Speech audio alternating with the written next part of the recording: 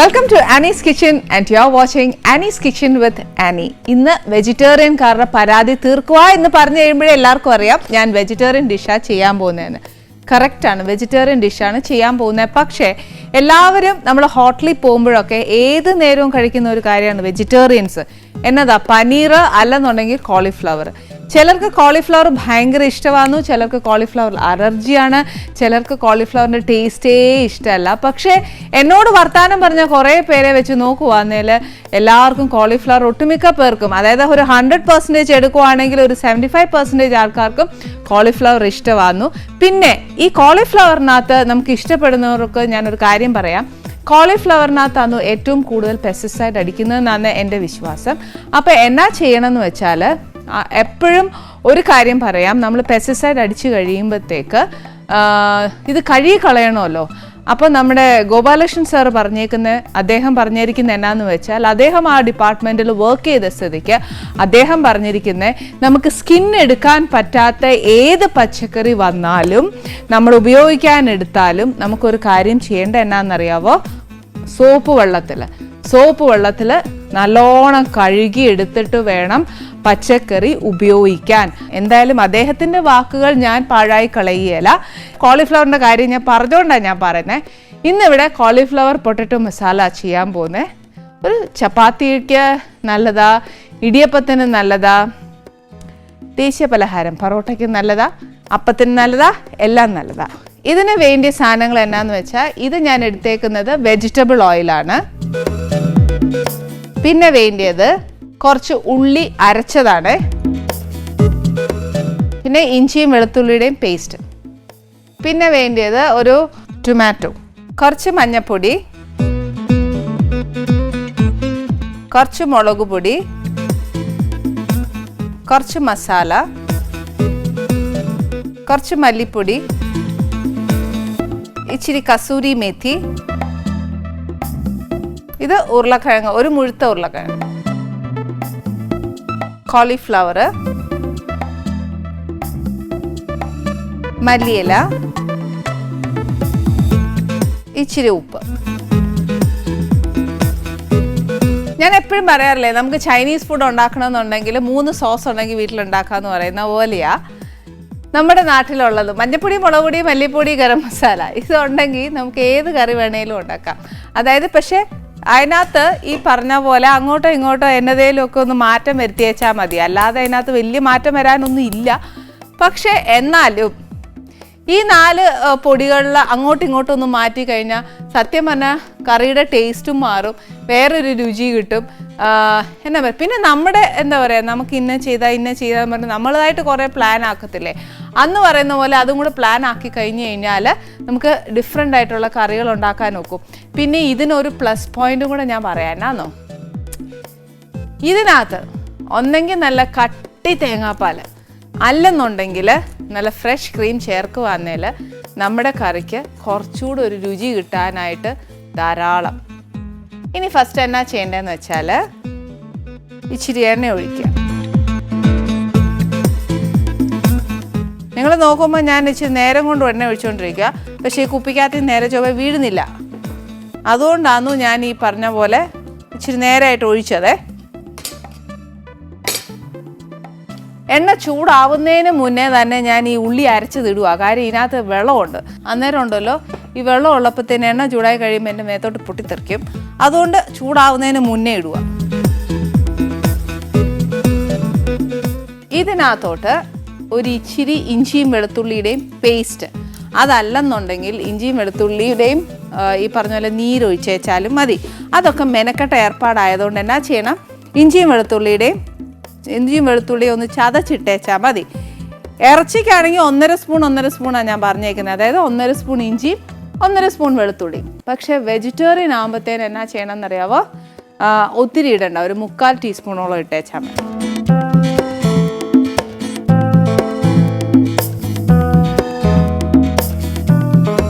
ഉള്ളി, ഇഞ്ചി, വെളുത്തുള്ളി ഇത് 3ഉം എന്തായാലും നിറച്ച് വെള്ളമുള്ളതാണ്. അപ്പോൾ ഇതിൻ്റെ കൂട്ടത്തിൽ ഇതെല്ലാം വറ്റി വരാനുള്ളതായതുകൊണ്ട് ഇതിൻ്റെ കൂട്ടത്തിൽ തന്നെ ഈ ടൊമാറ്റോ പേസ്റ്റും കൂടെ അങ്ങ് ചേർക്കുക.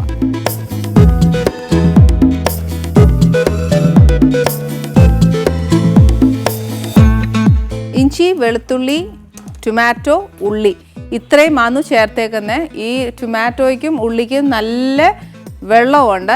അന്നേരം അത് പറ്റി വരാൻ ഒരു ഇച്ചിരി സമയമെടുക്കും. എന്നാൽ നമുക്ക് ഉള്ളി മൂക്കുകയും വേണം. മൂക്കാനുള്ള ഏറ്റവും എളുപ്പ വഴിയാണ് ഇച്ചിരി ഉപ്പിട്ട് കൊടുക്കുക എന്നുള്ളത്. അപ്പോൾ ഇച്ചിരി ഉപ്പിട്ട് കൊടുത്താലും നമ്മൾ വിചാരിക്കുന്ന സമയത്തെക്കാട്ടിലും കുറച്ച് നേരത്തെ അത് വഴന്ന് കിട്ടും.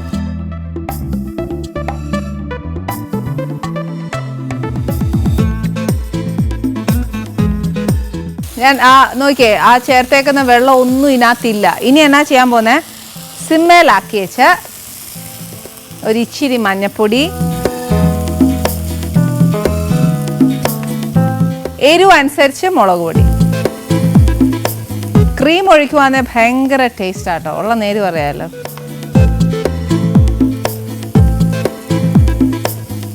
മല്ലിപ്പൊടി, കുറച്ച് മസാല,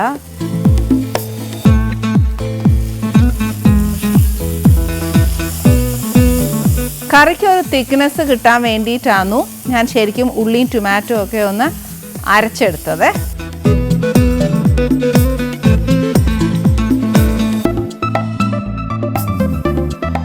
ഇപ്പം നമ്മുടെ ആ ഗ്രേവി നല്ല തിക്കായി. ഇനി എന്നാന്ന് വെച്ചാൽ നമ്മൾ ചേർത്തേക്കുന്ന ആ പൊടിക്ക് ഒന്ന് മൂത്ത് കിട്ടാനായിട്ട് ഒരു ഇച്ചിരി എണ്ണയും കൂടെ ഒഴിച്ചു കൊടുക്കുക.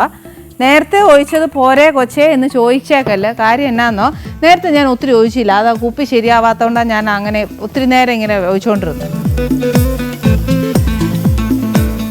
ഈ ചേർത്തേക്കുന്ന പൊടി ഒന്ന് മൂക്കാനായിട്ട് മാത്രം ഇച്ചിരി എണ്ണ ഒഴിച്ചു കൊടുത്തു.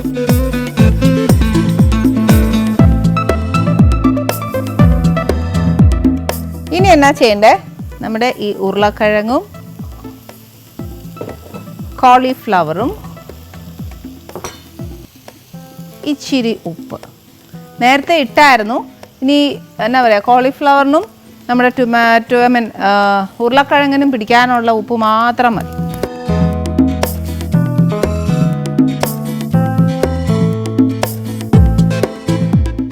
ഇത് രണ്ടും വേവാനുള്ള വെള്ളം അത് കുറച്ച് നികത്തി അങ്ങ് ഒഴിച്ചോയേ.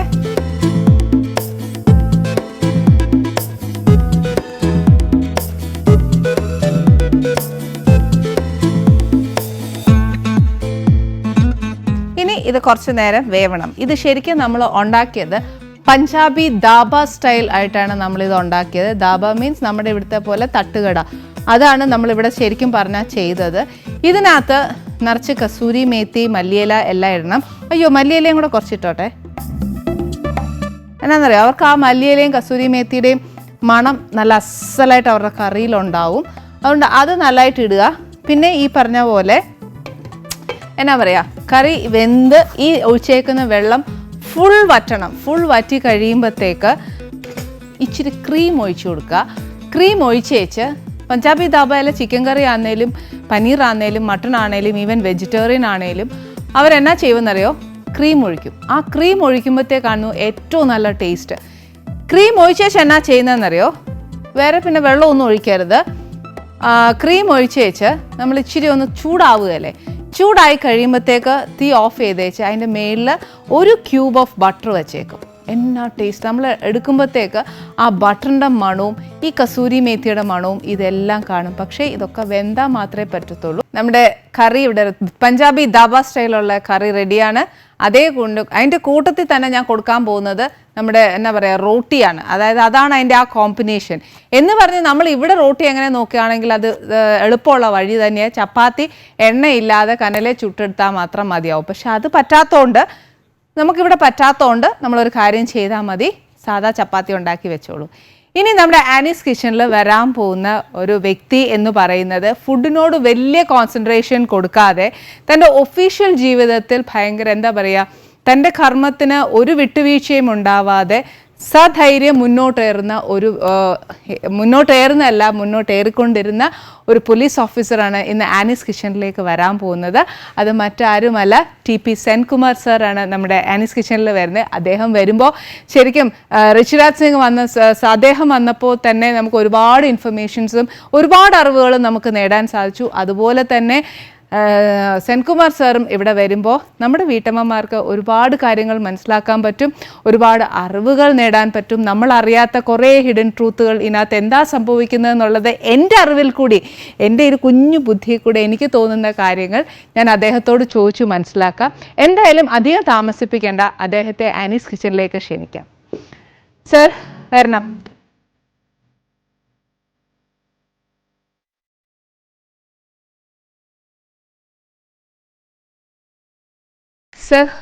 സാറിൻ്റെ ഔദ്യോഗിക ജീവിതത്തിൽ സാർ ഭയങ്കര ബിസിയായിരുന്നു. ഒരു നിമിഷം പോലും പാഴാക്കാനില്ലാതെ സാർ ഇങ്ങനെ നമ്മുടെ ഒഫീഷ്യൽ കാര്യങ്ങൾക്ക് വേണ്ടി ഓടി നടന്ന ഒരു വ്യക്തിയാണ്. ഇപ്പോൾ സാർ റിട്ടയറായി. വിശ്രമവേളകൾ എങ്ങനെ ആനന്ദകരമാണോ അതോ സാർ അതിൻ്റെ വേറെ എന്തെങ്കിലും? നോക്കുക, സർവീസിൽ ഉണ്ടായിരുന്നേക്കാളും ഒരു 5 times ഞാനിപ്പോൾ കൂടുതൽ ബിസിയാണ്. ഞാൻ ഇന്നലെ രാത്രി എത്തിയുള്ളൂ കണ്ണൂർ, കോഴിക്കോട്, തൃശ്ശൂർ പ്രോഗ്രാംസ് കഴിഞ്ഞിട്ട്. എനിക്ക് തോന്നുന്നു ഞാൻ ഓഫീസർ എന്ന നിലയിൽ ഒരിക്കലും ഒരു ഡയറി മെയിൻറ്റെയിൻ ചെയ്തിരുന്നില്ല. അതായത് പ്രോഗ്രാംസിൻ്റെ ദിവസം ഇപ്പം ഞാൻ ഡയറി മെയിൻറ്റെയിൻ ചെയ്യുന്നുണ്ട്. അതല്ലെങ്കിൽ ഒരു ദിവസം ഒരു മാരേജ് മിസ് ചെയ്തു. അപ്പം അതുകൊണ്ട് കമ്പൽസറി ആയിട്ട്, കാരണം അത്രയധികം ഡേറ്റ്സ് വരുന്നുണ്ട്. അപ്പോൾ സർവീസിൽ എത്രയുണ്ടായിരുന്നു അതിൻ്റെ ഒരു 5 times ബിസിയറാണ് ഇപ്പോഴും. ഓക്കെ. ഇപ്പോൾ സർ, ഇപ്പം നമുക്ക് ശരിക്കും പറഞ്ഞാൽ നമ്മുടെ ഒഫീഷ്യൽ സമയത്തൊന്നും നമുക്ക് ഒരുപാട് കാര്യങ്ങൾ ചിന്തിക്കാനോ അല്ലെങ്കിൽ അതിൻ്റെ ആഫ്റ്റർ എഫക്ട്സോ ഒന്നും നമുക്ക് ചിന്തിക്കാനുള്ള നേരം കിട്ടുകയല്ലായിരുന്നു. പക്ഷെ ഇപ്പോൾ സർ റിട്ടയർഡ് ലൈഫായി, സർ ഒന്ന് ബാക്കിലോട്ട് ഒന്ന് ചിന്തിച്ച് നോക്കുമ്പോൾ സാറിന് തോന്നുന്ന നമ്മൾ ചെയ്തത് തെറ്റുണ്ടോ ശരിയുണ്ടോ അല്ലെങ്കിൽ അത് വേണ്ടിയില്ലായിരുന്നു എന്നുള്ള സാറിൻ്റെ ഒരു കാഴ്ചപ്പാട് എന്തായിരുന്നു?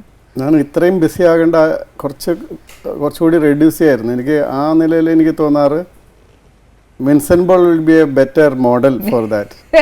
To manage ഹൗസും ഓഫീസും കൂടി കുറച്ചുകൂടി. വിൻസൻ ആൾസോ നന്നായിട്ട് വർക്ക് ചെയ്യുന്നൊരു ഓഫീസറാണ്, ഏറ്റവും നന്നായിട്ട് എനിക്ക് ഇഷ്ടമുള്ള ഓഫീസറാണ്. പക്ഷേ അപ്പോൾ ആ ഒരു ബാലൻസിങ് ബെറ്റർ അതാണെന്ന് എനിക്ക് തോന്നുന്നു. നമ്മളൊക്കെ കുറച്ചുകൂടി ഒരു വർക്കഹോളിക് ആയിപ്പോയി. അതെ, പക്ഷേ സാറ് ആ വർക്കഹോളിക് എന്ന് പറഞ്ഞത് സാർ ഒരു സിമ്പിൾ വേയിൽ പറഞ്ഞു. പക്ഷേ ജനങ്ങൾ കണ്ടുകൊണ്ടിരുന്നത് സാറിന് ഒരു റോൾ മോഡലായിട്ടാണ്. ബിക്കോസ് എൻ്റെ ഓർമ്മയിൽ എനിക്കറിയാം സാർ MG കോളേജിൽ ഒരു പോലീസ് ഓഫീസർ ഒരു കുട്ടിയെ ആവശ്യമില്ലാതെ അടിക്കുന്ന കണ്ടപ്പോൾ കോളറെ കയറി പിടിച്ച ഒരു വ്യക്തിയാണ് അദ്ദേഹം. അതേപോലെ തന്നെ ഞങ്ങൾ കണ്ടിട്ടുണ്ട് യൂണിവേഴ്സിറ്റി കോളേജിനകത്ത് താഴൊക്കെ പൊട്ടിച്ച് കയറുന്നതും ഒക്കെ ഞങ്ങൾ കണ്ടിട്ടുള്ള ഒരു സാറാണ്. അപ്പോൾ ആ ഒരു സാറിനെ ശരിക്കും ഞങ്ങൾ റോൾ മോഡലായിട്ടാണോ, ഞങ്ങൾക്ക് എന്താ പറയുക, ജനങ്ങൾക്കെതിരെ ഒരു ശക്തമായ ഒരാൾ വന്നു എന്നുള്ളൊരു സന്തോഷം കൂടി ഞങ്ങൾക്കുണ്ട്. അതുകൊണ്ട് സാർ വർക്ക് ഹോളിക് ആയിരുന്നു എന്ന് പറയുന്നതിൽ ഞങ്ങളുടെ കണ്ണിൽ വേറൊരു വേർഷൻ ഉണ്ടായിരുന്നു സാറിനെ പറ്റി. വർക്ക് ഹോളിക് ആകുമ്പോൾ അതിൻ്റെ ബുദ്ധിമുട്ട് അനുഭവിക്കുക കുടുംബമായിരിക്കും. അത് കറക്റ്റാണ് സാർ. ശരിക്കും ഫാമിലി ഒരുപാട് മിസ്സായി അല്ലേ സാറിന്? അവർക്കായിരിക്കും. നമ്മൾ എന്താണെന്ന് വെച്ചാൽ നമ്മൾ ഓരോ കാര്യവും സ്വന്തം പോലെ തന്നെ ഏറ്റവും പ്രാധാന്യത്തോടെ ചെയ്യണം, അല്ലെങ്കിൽ ഏറ്റവും പെർഫെക്റ്റ് ആയിട്ട് ചെയ്യണം എന്ന് ഉദ്ദേശിക്കുമ്പോൾ അല്ല നന്നായിട്ട് ചെയ്യണം.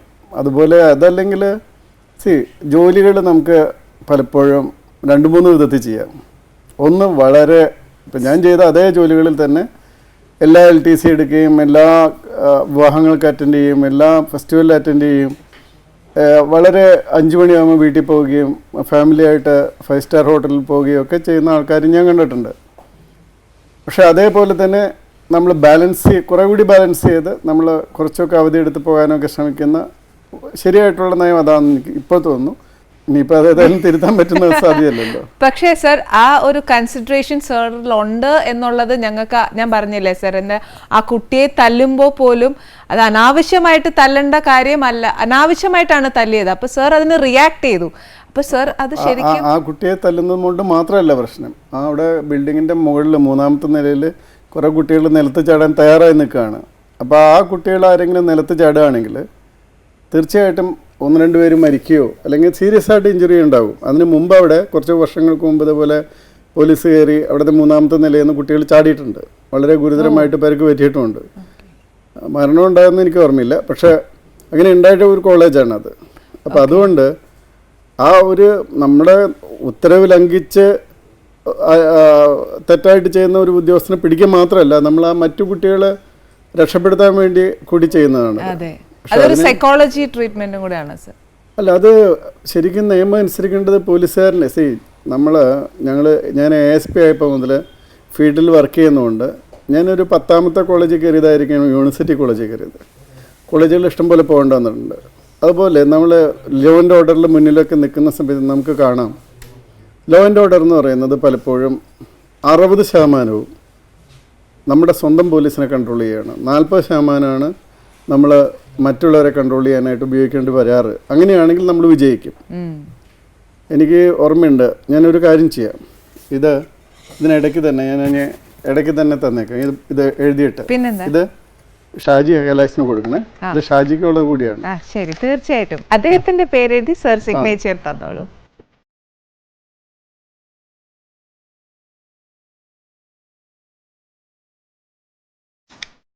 ഇത് ആദ്യത്തെ ബുക്കാണ്. ഒരു book. Thank you very much sir. Thank you. Police മേധാവി എന്ന നിലയ്ക്ക് സർ തിരിഞ്ഞു നോക്കുമ്പോൾ, സർ ഇപ്പോൾ റിട്ടയർ ആയി, നമുക്ക് എന്തെങ്കിലും നമ്മുടെ നാടിന് വേണ്ടി ചെയ്യാൻ സാധിച്ചു എന്ന് സാറിന് എപ്പോഴെങ്കിലും?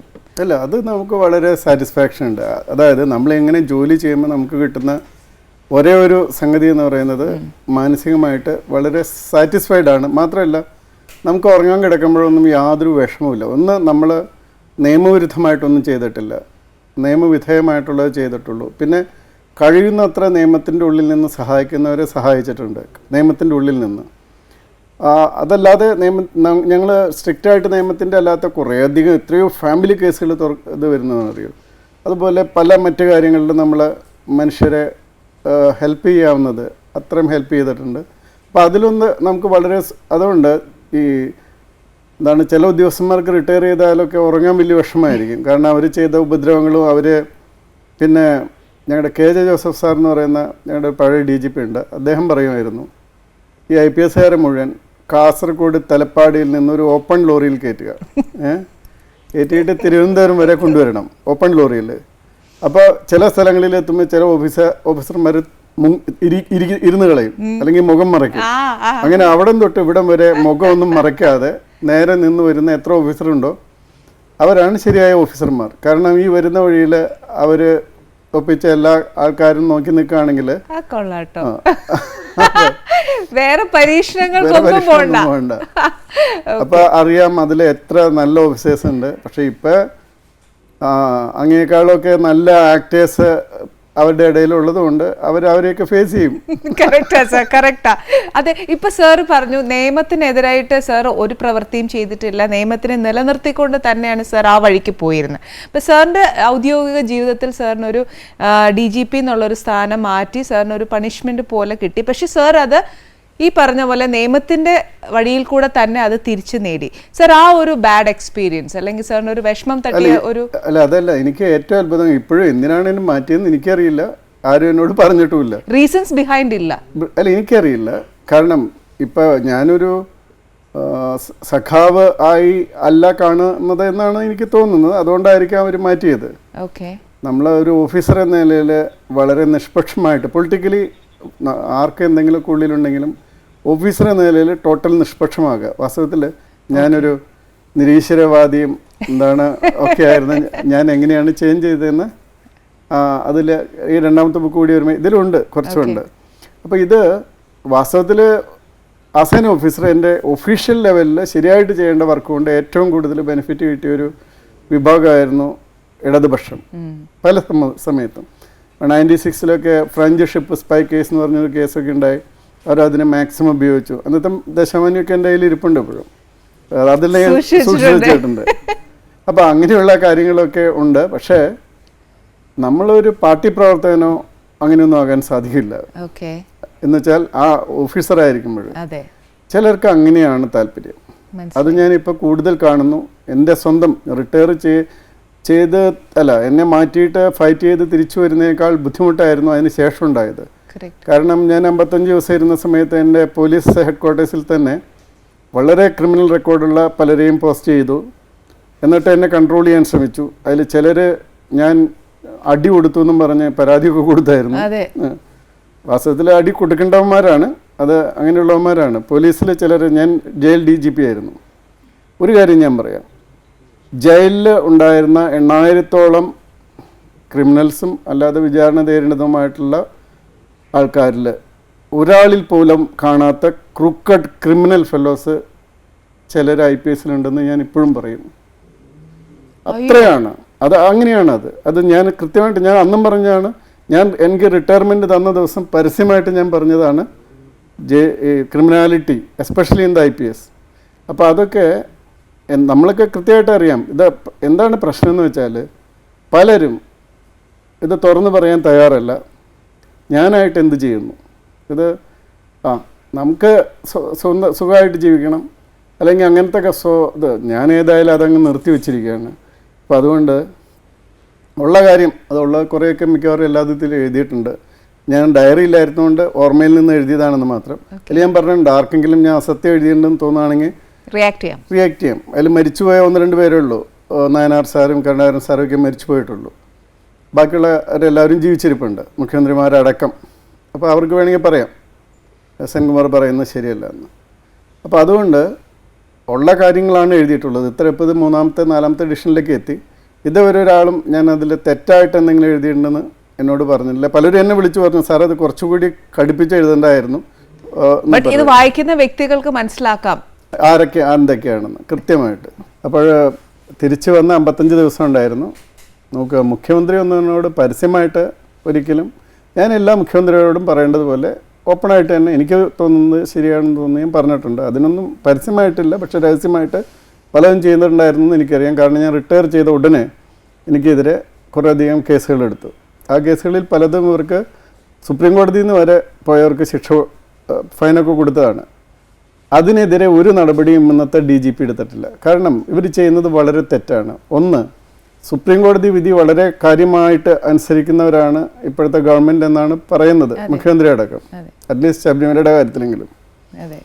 അപ്പോൾ അതിൽ ഈ സുപ്രീം കോടതിയുടെ ഒരു വിധിയാണ്, നമ്മൾ പോലീസ് പ്രോസിക്യൂഷനോട് ചോദിച്ചിട്ട് ആകരുത് കേസ് രജിസ്റ്റർ ചെയ്യുന്നതും കേസ് അന്വേഷിക്കുന്നതും. ഒരിക്കലും പാടില്ല. 2000 തന്നെ KT തോമസ് സാറിൻ്റെ ഒരു വിധിയുണ്ട് സുപ്രീം കോടതിയിൽ, സരള വേഴ്സസ് വേലു എന്ന് പറയും കേസിൻ്റെ ഇത്. അതിൽ പറയുന്നുണ്ട്. കാരണം എന്ന് വെച്ചാൽ പ്രോസിക്യൂഷൻ എന്ന് പറയുന്നത് പോലീസിൻ്റെ ഭാഗം മാത്രം പറയാനുള്ളതല്ല. ചിലപ്പോൾ പ്രതിക്ക് അനുകൂലമായിട്ടുള്ള കാര്യങ്ങളും പ്രോസിക്യൂഷൻ ചൂണ്ടിക്കാണിക്കണം. കാരണം നീതി നടപ്പാക്കാനുള്ള ഒരു ഏജൻസിയാണ് പ്രോസിക്യൂഷൻ. അല്ലാതെ എന്ത് കള്ളത്തെളിവ് ഉണ്ടാക്കി ഒരാളെ ശിക്ഷിക്കാനുള്ളതല്ല പ്രോസിക്യൂഷൻ. പോലീസിൻ്റെ ഇൻവെസ്റ്റിഗേഷൻ അവർ പലപ്പോഴും ഉണ്ടായിരിക്കാം, അത് അവരുടെ ഭാഗം സമർത്ഥിക്കാനായിട്ട്. അതുകൊണ്ടാണ്. പക്ഷേ ഇവരെല്ലാം ചെയ്യുന്നത് എന്താണ്, പ്രോസിക്യൂട്ടർ ഡയറക്ടർ ജനറലുടെ ഒപ്പീനിയൻ വാങ്ങിച്ചിട്ട് കേസെടുക്കുക, അതുപോലെ അതിനിടയ്ക്ക് അങ്ങനെ ചെയ്യുക. അപ്പോൾ അങ്ങനെ ആ കേസുകളെല്ലാം തള്ളിപ്പോയി. അപ്പോൾ അവസാനം പിന്നീട് പറഞ്ഞു, ഞാൻ ISR കേസിൽ വളരെ തെറ്റായിട്ടൊരു റിപ്പോർട്ട് കൊടുത്തു, വേറെ ഒന്നുമില്ലാതായപ്പോൾ. ISR കേസ് ആക്ച്വലി ഞാനിപ്പോൾ സർക്കാരിലൊരു റൈറ്റ് ടു ഇൻഫർമേഷൻ ചോദിച്ചിരിക്കുകയാണ്. ഞാൻ ഈയിടെ പത്രത്തിൽ കണ്ടു, ISR കേസിൽ CBIക്ക് ഇന്ന് കേസ് വിഡ്രോ ചെയ്യാനും എന്നെ ഇൻവെസ്റ്റിഗേറ്റിംഗ് ഓഫീസറായിട്ട് നിയോഗിക്കാനും തീരുമാനിച്ച ഉത്തരവുകൾ ഇറക്കിയ ഉദ്യോഗസ്ഥർക്കെതിരെ കൂടി നടപടിയെടുക്കണം. അപ്പം ചോദിച്ചു, അത് തീരുമാനിച്ചത് ശ്രീ K നായനാർ മുഖ്യമന്ത്രിയും അദ്ദേഹത്തിൻ്റെ ക്യാബിനറ്റുമാണ്. അതിൻ്റെ എല്ലാം തീരുമാനം അങ്ങനെയാണ്. അപ്പോൾ ശ്രീ K നായനാരെ പ്രതിയായിട്ട് കേസെടുക്കണം. അതാ വേണ്ടത്. ക്യാബിനറ്റിൻ്റെയാണ് അത് തീരുമാനം. അത്ര വിഡ്ഢിത്തരം എഴുതി കൊടുക്കുന്ന ഏത് നീതിജ്ഞനുണ്ട് ഇവിടെ എന്നുള്ളത് എനിക്ക് അറിയണമായിരുന്നു. അതാണ്. അതല്ലെങ്കിൽ ഒരു ക്യാബിനറ്റ് തീരുമാനം എടുത്താൽ 48 മണിക്കൂറിനധികം അതിൻ്റെ ഉത്തരവ് ഇറങ്ങണം എന്നാണ് ഗവൺമെൻറ് നിയമം. ഇനി അന്നത്തെ ഹോം സെക്രട്ടറി, അന്നത്തെ ചീഫ് സെക്രട്ടറി ഒക്കെ ഉത്തരവ് ഇറക്കുന്നത് ഈ ക്യാബിനറ്റ് തീരുമാനം അനുസരിച്ചാണ്. അപ്പോൾ എന്നെ പിടിക്കാൻ വേണ്ടി എന്ത് നീതി, അത് കഴിഞ്ഞതിന് ശേഷം ഇപ്പോൾ ഇവർ ചെയ്തിരിക്കുന്നത് ശബരിമലയുടെ ഇഷ്യൂവിൽ എനിക്കെതിരെ ഇപ്പോൾ 1000-ത്തിലധികം കേസുണ്ടെന്ന് പറയുന്നു. അയ്യോ, അപ്പോൾ കേരളത്തിലെ ഏറ്റവും കൂടുതൽ കേസുള്ള ഒരാളായിരിക്കും. എന്താ കാര്യമൊന്നുമില്ല. ഇപ്പം എന്നിട്ട് ഞാൻ അതിന് ഹൈക്കോടതി കേസ് കൊടുത്തപ്പോൾ ഇപ്പം അന്വേഷിച്ച് നടക്കുകയാണ് എന്തടിസ്ഥാനത്തിലാണ് സെൻകുമാറിനെ കേസിൽ പ്രതിയാക്കിയിരിക്കുന്നതെന്ന്. അവർ തന്നെ അന്വേഷിച്ച് നടക്കുകയാണ്. അവർക്കും അറിയില്ല. അല്ല, അത് എൻ്റെ കാര്യം എന്ന് വെച്ചാൽ ഈ പോലീസ് നിയമത്തോട് ആണ് ബാധ്യത കാണിക്കേണ്ടത്, അല്ലാതെ മുഖ്യമന്ത്രിയോടോ പ്രധാനമന്ത്രിയോടോ ഒന്നുമല്ല. സത്യം. പോലീസിന് CRPCയും പോലീസ് ആക്റ്റും അതുപോലെയുള്ള മറ്റ് നിയമങ്ങളും എല്ലാം ഉണ്ട്. അതിനോടേ ബാധ്യതയുള്ളൂ, ഭരണഘടനയോടും ആത്യന്തികമായിട്ട്. പിന്നെ പോലീസിന് ബാധ്യത നേരിട്ട് വരുന്നത് കോടതികളോടാണ്. ഇതൊക്കെ കഴിഞ്ഞിട്ടുള്ള ബാധ്യതയെ പോലീസിന് രാഷ്ട്രീയക്കാരോടുള്ളൂ. എന്നുവെച്ചാൽ രാഷ്ട്രീയത്തിൽ വരുന്ന മന്ത്രിമാരോടോ അല്ലെങ്കിൽ മുഖ്യമന്ത്രിയോടോ ആഭ്യന്തരമന്ത്രിയോടോ ഉള്ളൂ. അതാണ് ഞാൻ എപ്പോഴും പറയുന്നത്. പ്രധാനമന്ത്രിയോ മുഖ്യമന്ത്രിയോ അവരുടെ ഒരു ആഗ്രഹം ഒരു സ്റ്റേജിൽ പ്രസംഗിക്കുകയാണ്, പോലീസ് ഇത് ചെയ്യണം അത് ചെയ്യണം, അതൊന്നും നിയമമല്ല. അത് നിയമമാണെങ്കിൽ അവർ നിയമം കൊണ്ടുവരണം. ഏറ്റവും ചുരുങ്ങിയത് അവരൊരു ഓർഡറെങ്കിലും ഗവൺമെൻറ് ഓർഡർ ഇഷ്യൂ ചെയ്യണം. ഇതൊന്നും ചെയ്യാതെ ഓറലായിട്ട് എൻ്റെ ആഗ്രഹം ഇതാണ്, നിയമമല്ല, അത് നടപ്പാക്കാൻ യാതൊരു ബാധ്യതയും ഇല്ലാന്ന് മാത്രമല്ല നടപ്പാക്കരുത്, അതാണ്. പക്ഷെ നമ്മുടെ ഇപ്പോഴത്തെ പലരും ചെയ്യുന്നതെന്ന് വെച്ചാൽ ഈ അടിയന്തരാവസ്ഥ കാലത്ത് ചില കാര്യങ്ങൾ പറയുമായിരുന്നു, അതായത് കുനിയാൻ പറഞ്ഞാൽ കമന്നിടുന്നായിരുന്നു എന്ന്. ഇപ്പം കമന്നെടുക്കല്ല, മണ്ണിൻ്റെ അടിയിൽ പോയി കിടക്കുകയാണ്. അപ്പോൾ അത്രയും പോകേണ്ട ഒരാവശ്യമില്ല. മാത്രമല്ല സുപ്രീം കോടതിയൊക്കെ പോലീസിന് വളരെയധികം പ്രൊട്ടക്ഷൻ കൊടുത്തിരിക്കുന്നതാണ്. ഒരു DGPയെ പോസ്റ്റ് ചെയ്യണമെങ്കിൽ ഇപ്പം എൻ്റെ കേസിൽ കൃത്യമായിട്ട് പറഞ്ഞു, ഒരു ചീഫ് സെക്രട്ടറിയെ വേണമെങ്കിൽ മുഖ്യമന്ത്രിക്ക് വിശ്വാസം അല്ലെങ്കിൽ മാറ്റാം. പക്ഷെ പോലീസ് ചീഫിനെ 2 കൊല്ലത്തിനിടയിൽ മാറ്റാൻ പറ്റില്ല. അതിന് വളരെ കർശനമായ വ്യവസ്ഥകൾ വേണം. അപ്പോൾ ആ സാധാരണ നിലയിൽ മാറ്റാൻ പറ്റില്ല. അതായത് ഒരു പോലീസ് ചീഫ് വരികയാണെങ്കിൽ സമയത്ത് ആ 2 കൊല്ലത്തേക്ക് സാമാന്യം സ്വതന്ത്രമായിട്ട് റൂൾ ഓഫ് ലോ എന്ന് പറയും നമ്മൾ. അപ്പോൾ നിയമാധിഷ്ഠിതമായിട്ടുള്ള നീതിപൂർവമായിട്ടുള്ള ഭരണം നടത്താനായിട്ട് അതിന് അദ്ദേഹത്തിന് സാധിക്കാൻ വേണ്ടിയാണ് ആ സ്വാതന്ത്ര്യം സുപ്രീം കോടതി കൊടുത്തിരിക്കുന്നത്. ഇപ്പോൾ ഒരു ചീഫ് ഓഫ് പോലീസിനെ സ്റ്റേറ്റ് പോലീസിനെ വെക്കണമെങ്കിൽ ആദ്യം ഇവിടെ മോസ്റ്റ് ആയിട്ടുള്ളവരുടെ ലിസ്റ്റ് UPSCക്ക് അയച്ചു കൊടുത്ത് UPSC അതിൽ നിന്നൊരാളെ ഒരല്ല 2-3 പേരുടെ ലിസ്റ്റ് ഇട്ട് അത് ഗവൺമെൻറ്റിന് അയച്ചു കൊടുത്ത് അതിൽ നിന്ന് മാത്രമേ എടുക്കാൻ പറ്റുള്ളൂ. ഇപ്പോൾ ഗവൺമെൻറ്റിന് ഇഷ്ടമുള്ള ഏതെങ്കിലും അവർ പറഞ്ഞാൽ എല്ലാം അനുസരിക്കുന്ന ഒരാളെ ഇനി പോസ്റ്റ് ചെയ്യാൻ പറ്റില്ല. കാരണം ആ ലിസ്റ്റിൽ നിന്ന് മാത്രമേ എടുക്കാൻ പറ്റുള്ളൂ, അങ്ങനെയുണ്ട്. അപ്പോൾ ഈ ലിസ്റ്റ് UPSCക്ക് പോകുന്ന സമയത്ത് സാധാരണക്കാർക്കും ഇയാളുടെ പേരിൽ ഇത്ര ആക്ഷേപം ഉണ്ടായിരുന്നു, ഇയാൾ ക്രിമിനലായിരുന്നു, ശരിക്കും പോലീസുകാരനല്ല എന്നൊക്കെ UPSCയിലും അറിയിക്കാം, എൻ്റെ തെളിവ് കൊടുക്കാം. അപ്പോൾ അതുകൊണ്ട് ഒരു പോലീസ് ചീഫിന് ഇന്നത്തെ കാലത്ത് വളരെ സുരക്ഷ കൊടുത്തിട്ടുണ്ട്. ആ സുരക്ഷ പോലീസ് ചീഫ് ഏറ്റവും താഴെയുള്ള ഉദ്യോഗസ്ഥർക്ക് വരെ കൊടുക്കണം കേട്ടോ. അങ്ങനെയാണെങ്കിൽ വളരെ നീതിപൂർവമായിട്ട് ആർക്കും സാമാന്യന് പരാതിയില്ലാതെ ഭരണകക്ഷിക്ക് നല്ല പരാതിയോടുകൂടി പോലീസിങ് നടത്താൻ പറ്റും. ഓക്കെ സർ, അപ്പം ഈ സാർ ഇങ്ങനെ കുറേ കാര്യങ്ങൾ പറഞ്ഞു, അതായത് മുഖ്യമന്ത്രി ആയാലും പ്രധാനമന്ത്രി ആയാലും വാക്കാൽ പറയുന്ന ഒരു കാര്യങ്ങൾ, ഇപ്പോൾ പോലീസ് ഇതൊക്കെ ജനങ്ങൾക്ക് വേണ്ടി ചെയ്യണം എന്ന് വാക്കാൽ പറയുന്ന കാര്യങ്ങൾ ചെയ്യാതിരുന്നു കഴിഞ്ഞാൽ അത് നിയമമല്ല.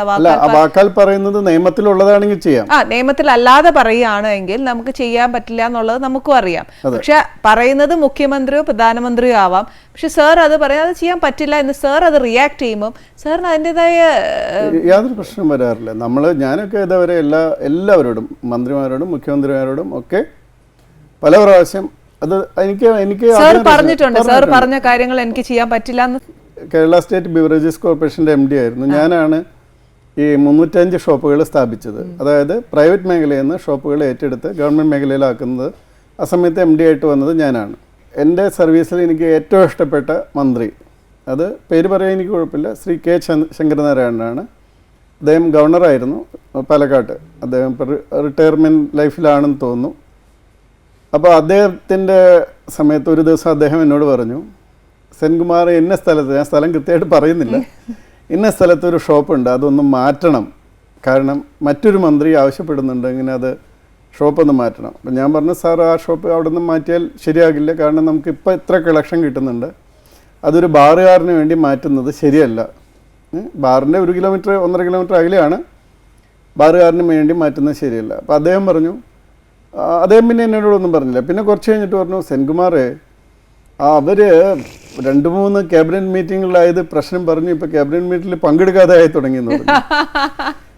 അപ്പം ഞാൻ പറഞ്ഞു, സാറൊരു കാര്യം ചെയ്ത് ഞാനിത് മാറ്റുകയാണെങ്കിൽ ഞാൻ നേരെ ജയിലിൽ പോയാൽ മതി, കാരണം സർക്കാരിന് കിട്ടേണ്ട പണം ഇല്ലാതാക്കുകയും അത് പ്രൈവറ്റ് വ്യക്തിക്ക് കിട്ടുന്ന വിധത്തിൽ ഞാൻ പ്രവർത്തിക്കുകയും ചെയ്താൽ നമ്മുടെ പ്രിവെൻഷൻ ഓഫ് കറപ്ഷൻ ആക്ട് അനുസരിച്ച് ക്ലിയർ ആണ്, പിന്നെ ഒരു വിചാരണ പോലും വേണ്ട, ക്ലിയർ ആണ്, അത്ര എവിഡൻസ് ആണ്, പോവാം.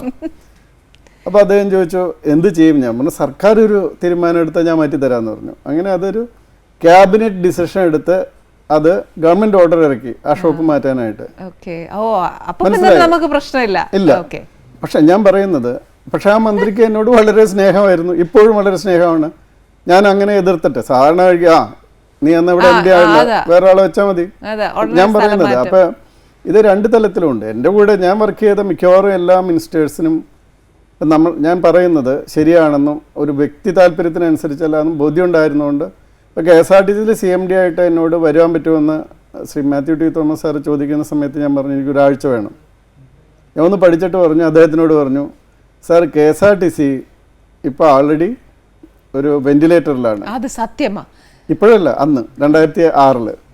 അപ്പം ഞാൻ പറഞ്ഞു, ഇത് വെന്റിലേറ്ററിൽ നിന്ന് മോർച്ചറിക്ക് പോയാൽ എന്നെ കുറ്റം പറയരുത്. ഇനി വെന്റിലേറ്ററിൽ നിന്ന് ICUയിലേക്കും അതുപോലെ ജനറൽ വാർഡിലേക്കും വീട്ടിലേക്കും കൊണ്ടുവരാൻ പറ്റിയാൽ നല്ലത്. എനിക്ക് 100% ഫ്രീഡം വേണം. എൻ്റെ അദ്ദേഹം സമ്മതിച്ചു. ഞാൻ ഫുൾ ഫ്രീഡത്തോടു കൂടി വർക്ക് ചെയ്തു.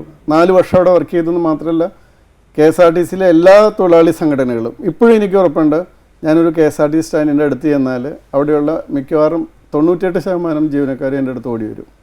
പക്ഷെ ഒരു കൺഫ്യൂഷൻ എന്നാന്നറിയോ, നമുക്ക് ജനങ്ങൾക്ക് എല്ലാവർക്കും അറിയാവുന്ന KSRTCയിൽ ആര് ഭരിക്കാൻ വന്നാലും എപ്പോഴും KSRTCക്ക് ദാരിദ്ര്യം പറയാനേ സമയമുള്ളൂ. ചിലർ വന്നേച്ച് പറയാം അതിങ്ങനെയൊക്കെ നന്നാക്കിയെന്ന്. സാറ് തന്നെ പറയുന്നു ഫോർ ദ ലാസ്റ്റ് 4 എക്സ്പീരിയൻസസ് വെച്ച് 4 years എക്സ്പീരിയൻസ് സാർ അതിനെ നന്നാക്കിക്കൊണ്ട്. പക്ഷെ ഇപ്പോഴും നമ്മൾ നന്നാകേണ്ടത്, അതായത് അതിൻ്റെ എല്ലാ പൈസയും കൊടുത്തു തീർത്ത് 8 കോടി രൂപയിൽ താഴെ ഒരു മാസം മാത്രം ഗ്യാപ്പ് എത്തുന്ന വിധത്തിൽ ആക്കി. സർക്കാരാണ് അതിൻ്റെ പ്രധാന ഉത്തരവാദി. കാരണം KSRTC സാധിക്കാത്ത കാര്യങ്ങൾ മുഴുവൻ KSRTCയെ കൊണ്ട്, തുമ്പിയെ കൊണ്ട് കല്ലെടുപ്പിക്കുക എന്ന് പറയുന്നത് പോലെ ചെയ്തതുകൊണ്ടാണ് KSRTC ഇങ്ങനെയായത്. പിന്നെ പഴയ കാലഘട്ടങ്ങളിൽ, അതായത് ഒരു 90കൾക്ക് മുമ്പിൽ KSRTCയിൽ കേരളത്തിലെ ഏറ്റവും കൂടുതൽ ട്രേഡ് യൂണിയൻസ് ഉണ്ടായിരുന്ന 2 വിഭാഗങ്ങളാണ് സംഘടിതമായിട്ട്. ഒന്ന് KSRTC, ഒന്ന് KSEB. 80കളിൽ KSEBയിൽ ഒരു സമരം നടന്ന അവർ ടവേഴ്സൊക്കെ പൊളിച്ചിട്ടായിരുന്നു. അതിനുശേഷം ശക്തമായ നടപടികളുണ്ടായി. അങ്ങനെ KSEB മിക്കവാറും ശാന്തമായി. പക്ഷേ KSRTCയിൽ ഇപ്പോൾ CP നായർ സാറുടെ എന്തൊരോ മഹാനുഭാവലു എന്ന് പറഞ്ഞൊരു ആത്മകഥയുണ്ട്. അതിൽ അദ്ദേഹം കുറച്ച് നാൾ KSRTC വർക്ക് ചെയ്യുന്നതിനെ പറ്റിയും എന്നെപ്പറ്റി ഒരു ചാപ്റ്ററിൽ കുറേ എഴുതിയിട്ടുണ്ട്. അപ്പോൾ അന്നൊക്കെ ഞാൻ കേൾക്കുന്നത് പലപ്പോഴും ഈ ട്രേഡ് യൂണിയൻ ലീഡേഴ്സ് വന്നിട്ട് MDയുടെ മുറിയിൽ വന്ന് ചിലരെങ്കിലും ഈ കാലെടുത്ത് MDയുടെ മേശയിൽ വെച്ച് പുകയും വലിച്ചിരുന്ന് ഓർഡർ ചെയ്യും എന്ന സ്ഥിതി ഉണ്ടായിരുന്നു. അതുപോലെ ഞാനൊക്കെ കുട്ടിയായിരിക്കുന്ന സമയത്ത് സ്കൂളിലൊക്കെ പോകാനായിട്ട് അഥവാ അപൂർവമായിട്ട് KSRTC ബസ്സിൽ കയറാൻ നോക്കിയാൽ നമുക്ക് കാണാം KSRTCയുടെ അന്ന് ഒരു ഡോറുള്ളൂ ബാക്കിൽ. ആ ഡോറിൽ കണ്ടക്ടർ നിന്ന് കൈ ഇങ്ങനെ പിടിച്ചിരിക്കും. എന്നിട്ട് സീറ്റിലിരിക്കുന്ന ആൾ തികഞ്ഞു കഴിഞ്ഞാൽ ഒറ്റ ആളെ നിർത്താൻ സമ്മതിക്കില്ല, അങ്ങനെ പോകും. പക്ഷേ 90കൾക്ക് ശേഷം ജീവനക്കാരെല്ലാം വളരെ നല്ല വിധത്തിൽ പ്രവർത്തിക്കാൻ തയ്യാറാണ്. 4 കൊല്ലം എനിക്ക് വളരെ നല്ല സഹകരണമാണ് ഉണ്ടായത്. ഒരു കാര്യം മനസ്സിലാക്കണം, കേരളത്തിലെ ഏറ്റവും കഷ്ടപ്പെട്ട് ഏറ്റവും കുറവ് ശമ്പളം വാങ്ങിക്കുന്ന വിഭാഗമാണ് KSRTC ജീവനക്കാരും പെൻഷൻകാരും. 1 ലക്ഷത്തോളം കുടുംബങ്ങൾ വളരെ കഷ്ടപ്പാടിലാണ്. പ്രധാന കാരണം സർക്കാർ തന്നെ. ഇപ്പം ഞാനുണ്ടായിരുന്ന സമയത്ത് ഞാൻ പറഞ്ഞാണ്, 250 കോടി രൂപ എനിക്ക് ഒരുമിച്ച് തരൂ, അതല്ലെങ്കിൽ എനിക്ക് ഞാൻ എടുത്തിരിക്കുന്ന ലോൺ, ഞാനല്ല എടുത്തിരിക്കുന്നത്, എൻ്റെ പഴയ ആൾക്കാരൊക്കെ എടുത്തതാണ്, ആ ലോണ് 5 കൊല്ലം എന്നുള്ളത് 15 കൊല്ലമാക്കി നീട്ടി തരികയാണെങ്കിൽ KSRTC അന്ന് ലാഭത്തിലായാണ്. സോ ഞാൻ 8 കോടി രൂപയാണ് എനിക്കൊരു മാസം ഗ്യാപ്പ് വന്നിരുന്നത്. 23 കോടി രൂപ ഞാൻ കടം അടച്ചത് തിരിച്ചടയ്ക്കണം ഒരു മാസം. അപ്പോൾ അത് 15 കൊല്ലത്തേക്ക് ആക്കുകയാണെങ്കിൽ എനിക്ക് 6 കോടി അടച്ചാൽ മതി. എന്നുവെച്ചാൽ ബാക്കി എനിക്ക് 23 നിന്ന് 17 കോടി രൂപ. അപ്പോൾ 8 കോടി കഴിഞ്ഞാൽ ഏകദേശം 9 കോടി രൂപ KSRTC എന്ന ലാഭത്തിലായാണ്. പക്ഷെ അത് നൽകിയില്ല. എനിക്ക് ശ്രീ VS അച്യുതാനന്ദനും ശ്രീ G സുധാകരനും പറഞ്ഞ ഒരു കാര്യത്തോട്ട് സാമാന്യേന നല്ല യോജിപ്പാണ്. അവർ പറഞ്ഞ ഒരു കാര്യം എന്ന് പറഞ്ഞത്, ഈ സെക്രട്ടേറിയറ്റ് കത്തിച്ച് കളഞ്ഞാലേ കേരളം നന്നാകുള്ളൂ എന്ന് അല്ല. നമ്മൾ മനസ്സിലാക്കേണ്ടത് അവിടെ യാതൊരു വിധ ഉത്തരവാദിത്വം ഇല്ലാതെ പലരും, നല്ല ഉദ്യോഗസ്ഥരില്ല എന്നല്ല ഞാൻ പറയുന്നത്, അവർക്ക് ഇതിനൊന്നും യാതൊരു ഉത്തരവാദിത്വമില്ല. ഇപ്പോൾ ട്രാൻസ്പോർട്ട് സെക്രട്ടറി ആയിരിക്കുന്ന ആൾക്ക് ട്രാൻസ്പോർട്ടിലെ KSRTC എങ്ങനെ ഓടണമെന്നറിയാൻ ഇതില്ല, യാതൊരു നടപടി എടുക്കില്ല. എൻ്റെ ബോർഡിലായിരുന്നപ്പോൾ ഞാൻ ശരിക്കും പറഞ്ഞാൽ ഇവിടെയൊന്നും പറയാൻ പറ്റാത്ത വാക്കുകൾ അവിടെ ഉപയോഗിക്കാറുണ്ട്. എൻ്റെ ബോർഡിൽ തന്നെ ഞാൻ ചെയർമാനായിരിക്കുമ്പോൾ. കാരണം അങ്ങനെയാണ് അവർ. കാരണം അവസാനം ഞാൻ എഴുതി കൊടുത്തു, അവിടെ ഇരിക്കുന്ന ഒരു ഫൈനാൻസ് സെക്രട്ടറിനെയോ ഒരു ആളെ നിങ്ങളിവിടെ MD ആക്ക്. നമുക്ക് ഇഷ്ടംപോലെ കുറ്റവാളികൾ തെറ്റ് ചെയ്തിട്ട് നമ്മുടെ ജയിലിൽ കിടക്കുന്നുണ്ട്. പക്ഷെ അവരിപ്പോൾ ഫേസ്ബുക്കിലും വാട്സാപ്പിലും ഒക്കെ അപ്ഡേറ്റഡ് ആണ്. ഇതൊക്കെ എന്താ സാർ, അത് അതിനകത്ത് ഭയങ്കര സുഖ ജീവിതമാണോ? ഞാൻ ഇന്റലിജൻസ് IDGP ആയിരുന്നപ്പോഴാണ് കണ്ടത്, കോഴിക്കോട് ഡിസ്ട്രിക്ട് ജയിലിലുണ്ടായിരുന്ന കുറേ പ്രതികൾ വാട്സാപ്പിൽ അവരുടെ വലിയ വേഷങ്ങളും ഒക്കെ പ്രദർശിപ്പിച്ചു കണ്ടു. അപ്പോൾ അവിടെ ഇഷ്ടംപോലെ മൊബൈൽസ് എല്ലാം ഉണ്ടായിരുന്നു. ഞങ്ങൾ കുറേ, അതെന്താണെന്ന് വെച്ചാൽ ശിക്ഷ അവിടുത്തെ ഉദ്യോഗസ്ഥന്മാർക്ക് ഉറപ്പാക്കിയാൽ മാത്രമേ പറ്റുള്ളൂ. പക്ഷെ ഒരു പൊളിറ്റിക്കൽ എക്സിക്യൂട്ടീവ് സിസ്റ്റം അതിന് സപ്പോർട്ട് ചെയ്യുകയാണെങ്കിൽ, അതുകൊണ്ടാണ് ഇപ്പോഴും പലരെ പറ്റി കംപ്ലൈൻറ്റ് കാണാം. അവർ പുറത്ത് പോയിട്ട് ഡാൻസ് പരിപാടികളിൽ പങ്കെടുക്കുന്നു, വേറെ ആളുടെ ഭാര്യയെ കല്യാണം കഴിക്കുന്നു, വേറെ ആളുടെ ഭാര്യയെ കല്യാണം കഴിച്ചുകൊണ്ട് വരുന്നു. അങ്ങനെയൊക്കെ സ്ഥിതികൾ വരുന്നത് രാഷ്ട്രീയമായിട്ടുള്ള അങ്ങനെയവർക്കുള്ളൂ. ബാക്കിയുള്ളവർക്കെല്ലാം നോക്കുക, ഓപ്പൺ ജയിലിൽ പോലും എൻ്റെ ചുറ്റും കൂടി നിന്ന് കരഞ്ഞ കുറേയധികം ആൾക്കാരെ എനിക്കറിയാം. അപ്പോൾ അങ്ങനെ കുറ്റബോധം വന്ന് അവരെ റിഫോം ചെയ്യാനാണ് നമ്മൾ ജയിൽ ഉദ്ദേശിക്കുന്നത്. പക്ഷേ അത് രാഷ്ട്രീയമായിട്ട് ശരിക്കും പറഞ്ഞാൽ ജയിൽ ഒരു കോടതിയുടെ കീഴിലുള്ള സംവിധാനമാണ്. അതിൽ അനാവശ്യമായിട്ട് ഈ ഗവൺമെൻറ് തലത്തിൽ നിന്നുള്ള പൊളിറ്റിക്കൽ ഇൻ്റർഫറൻസ് ആണ് കേരളത്തിൻ്റെ എല്ലാം. നമ്മൾ രാഷ്ട്രീയക്കാർ എവിടെ നിൽക്കണമെന്ന് നമ്മുടെ ഭരണഘടന പറയുന്നുണ്ട്. പക്ഷെ അതെല്ലാം വിട്ട് പലതും പോകുന്നതാണ്. എല്ലായിടത്തുമുള്ള പ്രശ്നം അതാണ്. അപ്പൊ ശരിക്കും പറഞ്ഞാൽ ഞങ്ങളൊക്കെ സിനിമയെ കാണുന്ന പോലെ തന്നെ fact is stranger than fiction എന്ന് പറയും. അപ്പോൾ അതിലും സ്ട്രേഞ്ചർ ആയിരിക്കും പലപ്പോഴും. ഈ രാഷ്ട്രീയ പ്രഷറൈസേഷൻ കൂടുതൽ പൊളിറ്റിക്കൽ പ്രഷറൈസേഷൻ വന്നപ്പോൾ സർ എതിർത്തിട്ടുണ്ടോ? ഒന്ന് രണ്ട് എനിക്ക് വളരെ കുറവേ എൻ്റെ അടുത്ത് വന്നിട്ടുള്ളൂ. വളരെ കുറവ് പ്രഷറായിട്ട് എൻ്റെ അടുത്ത് പറഞ്ഞില്ല, ചോദിച്ചിട്ടുണ്ട് ചില. ഇപ്പോൾ ഞാൻ അതിൽ എഴുതിയിട്ടുണ്ട്, കൊല്ലത്തെ ഒരു DYFIയുടെ നേതാവ് ഒരു സബ് ഇൻസ്പെക്ടറായിട്ട് ഇഷ്യൂ ഉണ്ടായി. സബ് ഇൻസ്പെക്ടർ ആൾക്ക് 2 കൊടുത്തു. അതിൽ എന്ത് എഴുതിയിട്ടുണ്ട്. അത് കഴിഞ്ഞ് അന്ന് അത് 87-91 പീരീഡാണ്. അന്ന് വളരെ നല്ലൊരു ഗവൺമെൻറ് ഉള്ള സമയമാണ്. അന്നത്തെ പൊളിറ്റിക്കൽ സെക്രട്ടറി എന്നെ വിളിച്ചു. ഞാൻ പറഞ്ഞത് ഇതാണ്, അത് ഞാനായിരുന്നെങ്കിൽ 4 അടി കൂടുതൽ കൊടുത്താനേന്ന് പറഞ്ഞു. അപ്പോൾ അതുകൊണ്ട് കാരണം ഒരു നിയമം നടപ്പാക്കാൻ വന്ന ഒരു യൂണിഫോം ഇട്ട ഓഫീസറുടെ കഴുത്തിന് പിടിച്ച അയാൾക്ക് അടി കൊടുത്തിട്ടുണ്ടെങ്കിൽ അവൻ തീർച്ചയായിട്ടും അടി കൊടുക്കും. അത് കൊടുത്തത് പോരായിരുന്നു എന്നാണ് എനിക്ക് തോന്നുന്നത്. അതുകൊണ്ട് എൻ്റെ ഭാഗത്തുനിന്ന് ഒരു എൻക്വയറി റിപ്പോർട്ടോ നടപടിയോ ഉണ്ടാകില്ല ഇതിൽ കൂടുതൽ. അവിടെ ഫുൾ സ്റ്റോപ്പായി. പിന്നെ വർത്താനം പറയണല്ലോ. അതാ സർ, ഇതേപോലെ തീവ്രവാദത്തിനെതിരെ സർ ഒരുപാട് കാര്യങ്ങൾ ചെയ്തു. പിന്നെ കാലം അതിനെ പതുക്കെ പതുക്കെ തെളിയിച്ച് വന്നിട്ടുമുണ്ട്. ആ ഒരു എക്സ്പീരിയൻസ് സാറിന് അത് വളരെ ഇതാണ്. വാസ്തവത്തിൽ ഇപ്പൊ പറഞ്ഞ ഇനിയൊരു കേസ് ഉണ്ടാവുമെന്ന് പറയാം. ഒരുപാട് വിമർശനം ഉണ്ടായി അതിനെ പറ്റി. സത്യം പറഞ്ഞാൽ പലർക്കും, അതായത് കേരളത്തിലെ മാത്രമാണ് ഇത് കാണുന്നത്. നോക്കൂ, ഇപ്പോൾ ഇലക്ഷൻ ഞാനിപ്പോൾ പരസ്യമായിട്ട് പറയുന്നു, ഞാൻ BJP ചേർന്നിട്ടില്ല. പക്ഷേ ഞാനിപ്പോൾ അവർക്ക് വേണ്ടി ഞാൻ 9 മണ്ഡലങ്ങളിൽ പ്രവർത്തിക്കാൻ പോയി. ഇവിടുത്തെ കുമ്മനം രാജേട്ടൻ്റെ ഇലക്ഷൻ കമ്മിറ്റി ചെയർമാനായിരുന്നു ഞാൻ. വളരെ അടുത്ത് പ്രസംഗിക്കാൻ ഇപ്പോഴും പോകുന്നുണ്ട്. അതൊക്കെ പോകും. പക്ഷേ ഞാൻ അതിൽ ചേർന്നിട്ടില്ല. ചേരാത്തതിന് ഒരു കാരണമുണ്ട്, അത് പറയാം.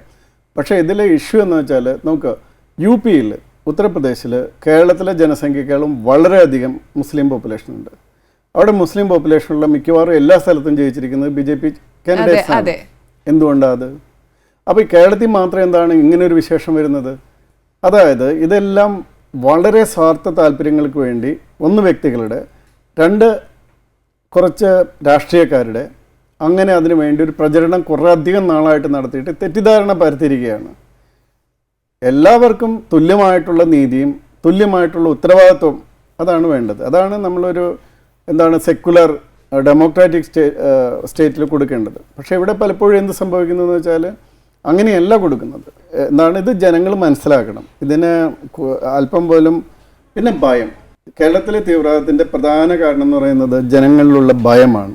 സർ, അതേപോലെ ഒരു സംശയം ചോദിച്ചിട്ട്, സർ, നമ്മുടെ കേരള ജനതയ്ക്ക് ഒരു ഭയമുണ്ട്, ഇല്ലെന്ന് ഞാൻ പറയുന്നില്ല. കാര്യം നമ്മൾ ഈ കഴിഞ്ഞ ദിവസം പോലും സോഷ്യൽ മീഡിയയിൽ ഒരു കുട്ടീനെ വെട്ടുന്നത് നമ്മൾ കണ്ടു. പക്ഷേ ഇഷ്ടം പോലെ ആൾക്കാർ അതിന് ചുറ്റും പോകുന്നുണ്ട്. ആരും അതിനെ രക്ഷിക്കാനോ റിയാക്ട് ചെയ്യാനോ പോകുന്നില്ല.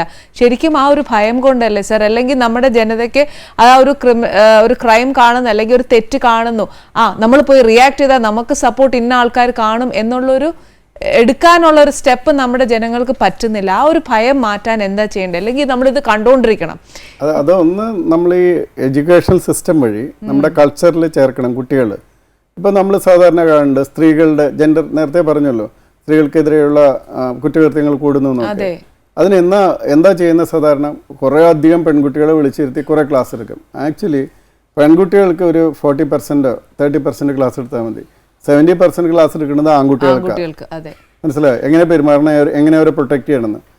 ഒരു കാലഘട്ടത്തിൽ മുംബൈയിലൊന്നും ഒരു സ്ത്രീക്കും രാത്രി എപ്പോഴായാലും പോയാൽ ഒന്നും സംഭവിക്കില്ലായിരുന്നു. ഇപ്പം കുറച്ച് മാറിയെന്ന് തോന്നുന്നു. പക്ഷേ കാരണം അവിടെ എന്ന് വെച്ചാൽ ഒരു സ്ത്രീനെ പബ്ലിക്കായിട്ട് ആരെങ്കിലും ഉപദ്രവിക്കുന്നുണ്ട്, അവനെ ശരിയൊക്കെ വരും. ബാക്കിയുള്ളവർ ആരും വെറുതെ നിൽക്കില്ല. അതുപോലെ നമ്മുടെ നാടും റിയാക്ട് ആവണമെങ്കിൽ അതിനൊരു കൾച്ചറൽ ചേഞ്ച് വേണം. നമ്മൾ ആ മൈൻഡ് സെറ്റ് മാറ്റണം. ഇപ്പം എല്ലാവരും ഇതാണ് ഞാൻ പറഞ്ഞത്, എനിക്ക് സംഭവിക്കുന്നവരെ യാതൊരു പ്രശ്നമില്ല. അപ്പുറത്തെ വീട്ടിലാണ് കള്ളം കയറിയത്, അപ്പുറത്തെ വീട്ടിൽ അക്രമം നടക്കുന്നു, ഞാനിവിടെ സുഖമായിട്ട് കിടന്നുറങ്ങുന്നു. ഒന്ന് ചെന്ന് നോക്കിയേ അവിടെ നിന്ന് സഹായിക്കാനായിട്ട്. സെൽഫിഷ്നെസിന്റെ മാക്സിമം മാക്സിമം സ്വാർത്ഥതയാണ് നമുക്കുള്ളത്. ഞാനിപ്പോൾ ഒരു കാര്യം ചെയ്യാം, ഒരുപാട് കാര്യം ആഹാരം വിളമ്പിയില്ല. I am so sorry sir, but still കേട്ടോണ്ടിരുന്നപ്പോൾ താങ്ക് യു.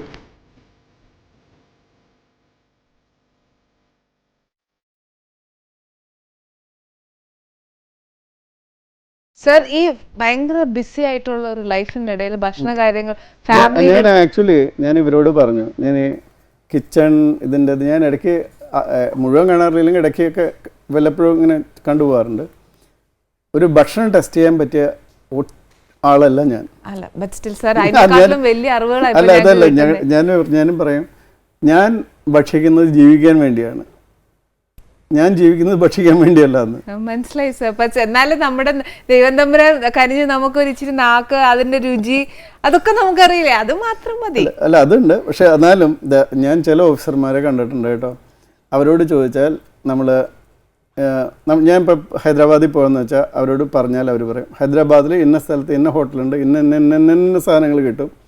ഡൽഹി പോകണമെങ്കിൽ അത് കൃത്യമായിട്ട് പറയുന്ന ഓഫീസർമാർ കേരളത്തിലുണ്ടായിരുന്നു. സർ ഒരു ചെറിയ കാര്യം ചോദിച്ചോട്ടെ, എന്താ സർ ഇപ്പം എല്ലാം നിയമത്തിനിടെ ഇങ്ങനെ എതിരെ അതിനായിട്ടാണ് സർ മുന്നോട്ട് പോയിക്കൊണ്ടിരുന്ന ഒഫീഷ്യൽ ലൈഫില്. പക്ഷെ ഇങ്ങനെ പോകുമ്പോൾ നമുക്ക് ഒരുപാട് ശത്രുക്കളുണ്ടാവും. കാര്യം സർ എല്ലാം അംഗീകരിച്ചു കൊടുക്കത്തില്ല എല്ലാവരുടെ കാര്യത്തിലും.